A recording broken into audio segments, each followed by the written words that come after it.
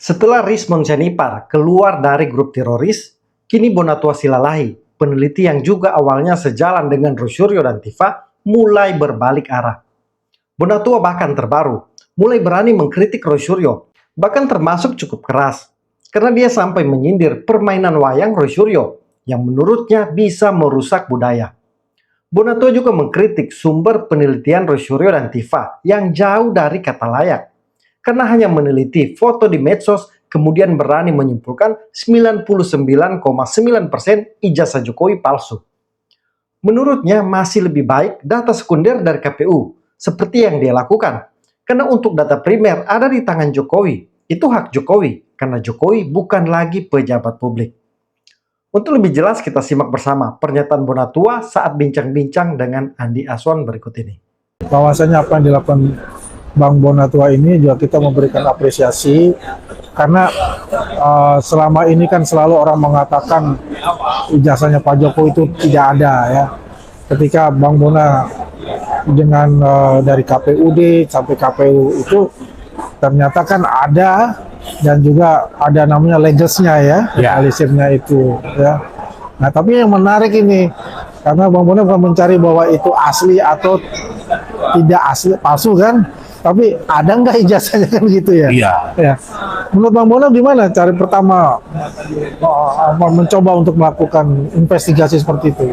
Ya, selaku peneliti kan, Ya, aku berpikir ke data dulu, Bang. ya, Harus ada data yang bisa diuji dan terverifikasi lah ya. ya, Dan memang karena memang seandainya beliau masih menjabat, aku bisa minta ijazah aslinya. ya. Tapi karena beliau sudah nggak menjabat lagi, maka itu menjadi hak pribadi beliau dong. Hak pribadi ya. Hak pribadi, karena itu sudah menjadi pribadi ya. Ya. Makanya yang kita bisa minta itu sebenarnya paling jauh data primer yang difotokopi ke kita dikasih jadi data sekunder. Nah, di aku ini sekarang data sekunder jatuhnya, Bang. Data sekunder. Nah, karena fotokopi dari primer itu adalah fotokopi dari aslinya, katakanlah aslinya ya. Ya, ya. Seperti itu. Jadi memang kebuntuan selama ini kan penelitian kita itu nggak berdasarkan hierarki data ini kan. Paling hebat itu kan sampel bahan penelitian itu bukan sampel ya, tapi langsung barangnya. Sembarangnya. Ya itulah yang asli ya, yang dipegang beliau. Yang kedua itu data primer, ini sampel dari data asli. Dan yang berikutnya sekunder. Nah biasanya yang berikutnya lagi nggak diizinkan untuk penelitian yang sekelas jurnal internasional lah, terindeks. Scopus lebih ngeri lagi, Bang. Ya, lebih Scopus sulit lah. Lebih sulit, justru dia sulit, ya. memastikan primer dan teruji. Sinta. Kadang kan nggak lolosnya itu diuji datanya, Bang. Data, betul. Nah begitu diuji, memang kata sekunder ya, diuji nggak lolos. Betul. Nah itu yang suka dibalikin seperti itu, Bang. Jadi ini memang kemunculan sahabat kita ini Bonatua ini memang mewarnai nih, dengan case yang mengenai ijazah asli Pak Jokowi yang dituduh palsu ya.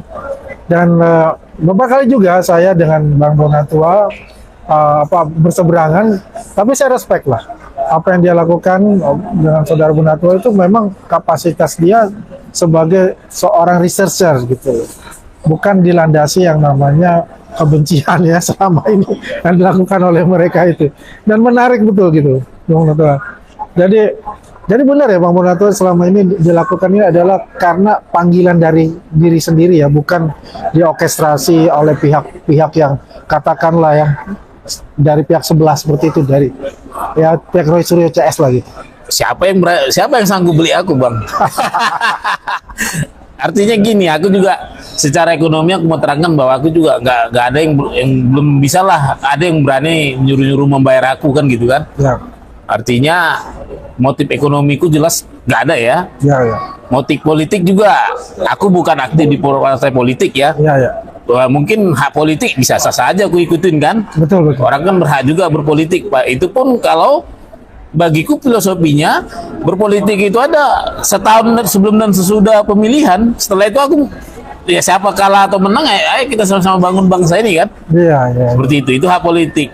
Makanya yang ada itu adalah benar-benar basic ilmiah, Bang. Kebutuhan ilmiah, pengen mencerahkan masyarakat tadi. Karena apa kau lihat? Karena di kasus pusaran ijazah ini, Ya, sampel yang tertinggi yang diteliti teman-teman peneliti itu adalah foto-foto dari orang temannya Bang Dian Sandi, Ya. yang katanya juga dipoto dari nah, Laci. nah, Itu aja udah harus mengujinya 2 kali tuh. Uji dulu Dian Sandinya, diuji juga temannya, ya kan? Dan ditanya Pak Jokowi udah 3 kali berarti verifikasinya. Oh. Artinya ini udah nggak tersiar lagi nih. Tersiar, udah dokumennya udah omon-omon lah, boleh bilang ya omon-omon sebenarnya itu. yang bisa katakan dokumennya udah kosong lah kan. Udah mendingan gue usah diteliti kalau aku Diteliti, ya. ya. Aku mendingan gue usah teliti. Kenapa? Ya, kalau misalnya tadi Skopus pasti minta pernyataan dari Pak Jokowi. iya dong. Iya Mana? dong, sama primer itunya karena dia Iya. diteliti. Jangan, jadi apalagi ini penelitian ini dampaknya nih Bang, dampak sosial, dampak hukum, dampak politis, sekarang dampak budaya. Bapak budaya juga ya. Ya karena udah dilibatkan ada wayang, itu udah budaya kan. Udah sekarang kemarin tuh yang ngomong bawa itu Iya, Chris iya, apa iya. tuh? Oh iya, Mustafa. badik. Badik itu yang di Iya, iya, ini terus, iya, iya. artinya sudah sampai ke dampak budaya juga. Ini hati-hati, aku nggak boleh lah. Iya, iya. Ini kelasnya sudah sangat super hati-hati menurutku. Janganlah main-main di penelitian ini seperti itu, Bang. Ya, jadi ini saya bisa menyimpulkan lah, bukan menyimpulkan lah, menggambar menggarisbawahi bahwa penelitian dilakukan mereka ini jauh dari kaidah-kaidah ilmiah ya, unsur-unsurnya itu menurut saya gitu. To be honest ya, memang harus kita akuin sesama peneliti itu kita harus mengkritisi ya. Ya, ya. Bonatua ini saya bilang setim dengan Roy Suryo, karena sejak awal yang memperkenalkan Bonatua adalah Roy Suryo. Munculnya pertama kali Bonatua saat di Rakyat Bersuara ketika diperkenalkan Roy Suryo. Bonatua juga sering didampingi Michael Sinaga yang juga pendukung fanatik Roy Suryo. Tim kita, Mas Roy sama Sentana. Seiring berjalannya waktu, Bonatua sepertinya mulai mengambil garis pemisah dengan Roy Suryo. Karena dia sadar sumber data Roy Suryo sangat lemah. Bonatua lebih profesional karena dia menggunakan Undang-Undang KIP dan fokusnya ke KPU. Dia paham KPU adalah lembaga publik sehingga berhak digunakan Undang-Undang KIP. Sedangkan Jokowi adalah pribadi sehingga tidak berlaku Undang-Undang KIP. Berbeda dengan Roy Suryo, yang sejak awal narasi Roy Suryo malah memaksakan Jokowi menunjukkan ijazahnya dengan alasan Undang-Undang KIP. Di sini beda pemahaman dan pengetahuan antara Bonatua dan Roy Suryo. Kelihatan jelas, Undang-Undang KIP saja Roy Suryo tidak paham. Bahkan dalam penelusuran Bonatua, malah makin menguatkan Pak Jokowi. Karena data ijazah fotokopi Jokowi yang dilegalisir UGM yang dimiliki KPU itu menunjukkan Jokowi benar alumni UGM. Benar Jokowi memiliki ijazah, karena UGM berani melegalisir sejak di Pilwako Solo hingga Pilpres 2 kali. Jadi otomatis semua fitnah bahwa Jokowi tidak pernah kuliah, Jokowi tidak pernah lulus UGM, Jokowi tidak punya ijazah yang terus dimainkan Roy Suryo hancur total. Bonatua pun walau sudah mendapatkan data sekunder, tapi tidak buru-buru menjadikan itu bahan penelitian. Tidak seperti Roy Suryo, hanya foto di medsos langsung dijadikan objek penelitian, dan buru-buru membuat kesimpulan palsu. Jadi saya bisa menilai level kualitas peneliti Roy Suryo kalah jauh dengan Bonatua. Sekarang pertanyaan selanjutnya, kenapa Anda mengaku tidak puas sudah mendapatkan salinan dari KPU? Karena penelitian saya itu harus, supaya penelitian saya lolos jurnal yang bagus itu harus teruji. Ini data sekunder tapi belum bisa diuji. Yang Anda minta aslinya? Bukan, data primer yang terverifikasi atau data sekunder yang terklarifikasi ya. Sebisa mungkin, saya seharusnya kan awalnya mintanya ke ANRI, Arsip Nasional Republik Indonesia. Level ANRI itu lebih tinggi dari klarifikasi, yaitu autentikasi. Artinya yang ini, kalau dia misalnya ini fotokopi, kalau diserahkan ke ANRI akan minta aslinya. Karena ini salinan. Iya, diautentikkan. Otentik ini pertama mereka cek informasi dia yang asli, baru cek fisiknya. Itu namanya otentik. Kalau klarifikasi hanya disandingkan saja. Kalau administrasi hanya tanya UGM, benar nggak ini? Benar, ya udah. Jadi ada grade levelnya seperti itu. Jadi yang bisa saya jadikan data penelitian itu adalah fotokopi terlegalisir dari KPU yang terklarifikasi, sebisa mungkin terautentikasi. Bonatua juga pernah mematahkan argumentasi Tifa yang mengklaim spesimen data dari KPU itu berbeda-beda. Sementara Bonatua menegaskan itu sama atau identik. Gini ya, kalau beliau itu melaporkan kami bertiga atas kasus pencemaran nama baik, atas kasus fitnah, maka beliau harus membuktikan apakah keenam ini, ya, keenam bukti ya, kalau Pak Devi tadi udah katakan fakta, ini fakta. Fakta ya, dikeluarkan nggak main-main loh. Oleh Barreskrim loh ini fakta ya. Dikeluarkan nggak main-main. Oleh KPU loh ini. Dikeluarkan oleh UGM loh ini ya. Ini fakta yang nggak main-main ya. Ini Pak Jokowi bagaimana mempertanggungjawabkan ada 6 spesimen ijazah yang berbeda. Setiap artefak yang ada pada ijazah ini sudah kami teliti, ini semua berbeda. Bagaimana Pak Jokowi mempertanggungjawabkan ke-6 dari spesimen. Belum lagi yang keluar di KPU Surakarta, 2 spesimen kami tunggu dan yang keluar di KPU Jakarta. Masih ada 3 spesimen lagi. Satu ya, satu kelompok. Yang kedua adalah 3235. Bagaimana mungkin kami melakukan manipulasi data ini, ya? Bagaimana mungkin kami melakukan manipulasi? Sedangkan semua spesimen itu secara analog itu ada di beliau. Baru kemudian kata beliau diserahkan, ya. Kata beliau diserahkan, ya. Yang kami lihat selama 5 menit apa dokumen yang diserahkan, kami lihat ya. Ini saya saksi berdua.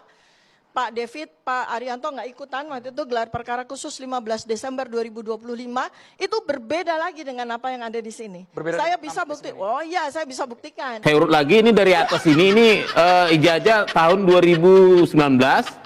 Di sini di tengah ini 2014 dan di sini berarti 2012. Nah, di antara yang ketiga ini informasinya sama semua kecuali yang namanya leges sama tanda tangan dekatnya. Untuk yang 2012 dan 2015 itu dekatnya sama. Yang merah ini ya. Selainnya itu semuanya identik lah, sama semua, boleh saya bilang identik. Kalau masalah ukuran saya tidak mau berkomen karena memang tahun 2019 ini sistemnya sudah silon. Jadi dia bisa aja mengalami hasil scan itu kan bisa dikompres, diapa kan gitu. Kalau yang ini, yang sama yang ini dulu sistemnya masih hard copy. Tapi sama nggak yang 2014 dengan 2019 itu sama persis? Sama persis. Nggak ada bedanya, tanda tangan dekan sama, stempel sama, komposisi huruf sama, fontnya sama, identik. header dan footernya sama semua gitu, identik ya? Iya. Oke. Sebelum Roy Suryo sampai ke studio ini, disampaikan oleh Bonatua bahwa salinan ijazah yang didapat itu identik. Nah, silakan diulangi lagi Pak Bonatua. Biar identik dengan yang kami teliti. Biar Roy Suryo dengar. Oh, saya udah dengar. Identik dengan yang kami teliti. Artinya yang kami dan teliti Bonatua itu tidak salah. mempersoalkan soal lebarnya kertas dan lain sebagainya. Oh ya nggak apa-apa. Ya. Beliau adalah Nah, itu yang disampaikan ke publik. Ya. Beda. Iya, makanya itu saya mau sampaikan supaya Bonatuanya jangan juga akhirnya merasa dieksploitasi nih. Bahkan makin kesini, Bonatua dan Roy Suryo makin berseberangan. Seperti saat Bonatua ingin bertemu Jokowi untuk wawancara, tapi seolah-olah dilarang. Menyampaikan kepada saya, Bang, bisa nggak kami difasilitasi untuk bertemu langsung dan mewawancarai Bapak Insinyur Joko Widodo. Jadi saran saya kepada Pak Bonatua, saya bilang lakukan surat menyurat secara resmi.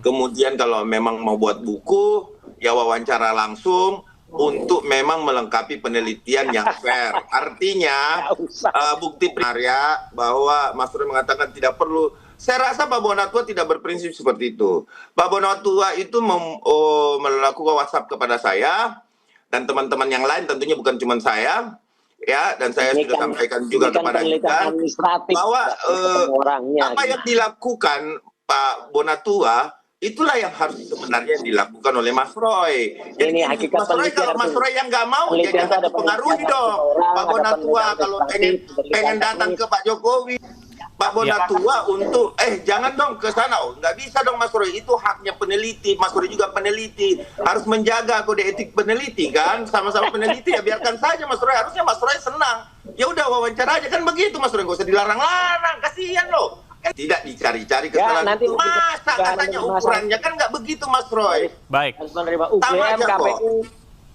90% Bonatua menyampaikan kepada saya bahwa identik Mas Roy. Ini menurut Bonatua ya lo ya. Jadi saya bilang nggak ada masalah dong ya Pak Bonatua. Nggak ada masalah Bang, identik Bang. Baik, Ya Mas Ade. gitu. Sementara pakar digital forensik Abimanyu Wahyu Hidayat kembali bongkar lemahnya penelitian Roy Suryo. Penjelasan Abimanyu ini mirip dengan Bonatua. yang menegaskan sumber penelitian Roy Suryo dan Tifa sebenarnya sangat tidak layak. Tapi anehnya mereka bisa yakin ijazah Jokowi palsu 99,9%. Dapat sebuah kejanggalan lain yang ditemukan oleh Abimanyu, di mana kasus ini sepatutnya murni merupakan kasus digital. Analisa yang dilakukan semua berbasis digital, sedangkan hasil temuan mereka disebarkan dalam sebuah buku berbasis kertas. Bukan berbentuk ulasan digital yang menurut Abimanyu sepatutnya dilakukan oleh pihak Roy, sehingga siapapun dapat menyaksikan secara jelas hasil analisa mereka. Hal itulah yang akhirnya membuat Abimanyu sudah memprediksikan kejadian saat ini dari jauh hari. Tapi kalau dari dulu kelihatan udah jelas. Kenapa saya bilang itu? Karena kita lihat sumber datanya lemah banget. Ya, lemah banget di sini apa? Dian Sandi yang pertama kali sharing konten itu, dia bilang dia sharing ini dia dapat dari temennya, bukan dia memfoto sendiri jasanya. Dia dapat dari temannya. Ya, nah, temannya itu cuman yang cukup dia percaya, kemudian disebarkan oleh Dian Sandi. Ya. Dian sendiri tidak tahu apakah temannya sendiri yang langsung memfoto konten ijazahnya, lembar ijazahnya, ataukah temannya juga dapat dari temannya yang lain dan lain lagi. Jadi yang temennya berikan kepada Dian Sandi itu mungkin secara biar pergaulan aja kayaknya keren, biar kayaknya sumbernya ini A1 nih, gua loh yang ngefoto, padahal bukan. Hal itu harusnya juga kelihatan ini udah lemah, ngapain mau diulas. Kalau saya sih ada yang kirim yang kayak gitu digital, jangankan sekedar di arena publik kayak X gitu ya, ada yang japri kirim banget ini tolong diulas, nggak mau. Saya nggak pernah mau mengulas hanya kayak gini, apalagi ini tolong ulas, setelah diulas yang ngajuinnya itu santai-santai aja, malah yang setelah mengulas ini yang sibuk berkoar-koar kemudian jualan kemana-mana. Wah, saya menemukan sesuatu yang seru nih, ada yang satu yang fake. Yang dia temukan itu bukti digital, bukan bukti kertas, bukti digital. Dan kemudian analisanya pakai ELA, ya, error level analysis, atau orang bilang ELA sekarang gitu. Teddy Gusnaidi, politisi dari Partai Garuda yang juga salah satu host di cumi-cumi.com, mengatakan hal yang menarik. Menurutnya sejak awal, Roy Suryo sebenarnya sudah tahu dia tak punya bukti soal tuduhan ijazah Jokowi palsu. Tapi dia memang sengaja, karena yakin Jokowi tidak akan melaporkan ke polisi. Tapi perhitungan Roy Suryo itu meleset.